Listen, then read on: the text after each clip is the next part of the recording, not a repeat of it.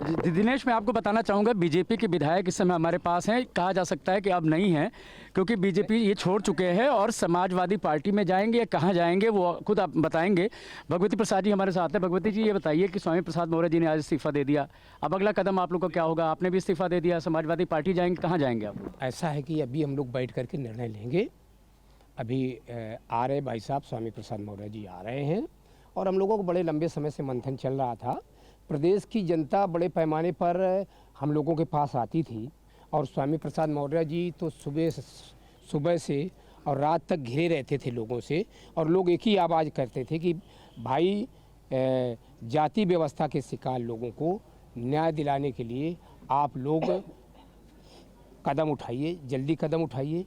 तो हम लोगों ने बहुत, यानी कि भगवती प्रसाद जी, आपके समाज को, आपके तबके को वो सम्मान नहीं मिल रहा था, आपके लोगों को सम्मान भारतीय जनता पार्टी में नहीं मिल रहा था, आप यही कहना चाह रहे हैं? उमेश, मैं आपके पास लौटता हूं। अभिषेक उपाध्याय के पास होकर मैं वापस आपके पास आता हूं। अभिषेक, ये जो बातचीत जिसका हवाला आप दे रहे थे वो हमने अभी फिर से देखी और दर्शकों को दिखाई, और इसमें वो दिखा रहे हैं, वाकई आप जो कह रहे हैं कि इसकी एक तरीके से पृष्ठभूमि बननी शुरू हो गई थी, लेकिन ये बहुत पहले होना शुरू हो गया था, ऐसा तो नहीं है 3-4 दिन, 5 दिन, हफ्ता, 1.5 हफ्ता, महीना बमुश्किल?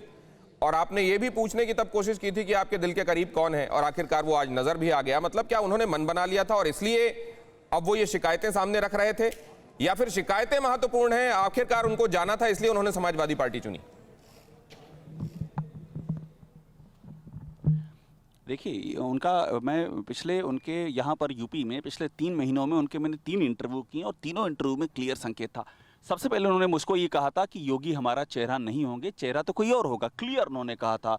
और वो क्योंकि योगी आदित्यनाथ से भी जानकारी यही थी हमारे पास कि बहुत ही नाराज़ चल रहे थे। उनका ये मानना था कि उनकी यहाँ पर कोई इस सरकार में सुनवाई नहीं होती जिसका केंद्र योगी आदित्यनाथ। उन्होंने क्लियर कहा कि वो चेहरा नहीं होंगे, हमारा चेहरा कोई और होगा, और अभी ये डिसाइड तो आला कमान करेगा। और उसके बाद फिर हमने उनसे अभी 2 दिन पहले इंटरव्यू किया, तब उन्होंने क्लियर कहा था कि जब मैंने बीएसपी छोड़ी तब भी किसी को बताया नहीं था, जब तक मेरा सम्मान होगा तब तक मैं यहाँ रहूँगा, बिना सम्मान के यहाँ नहीं रह सकता हूँ।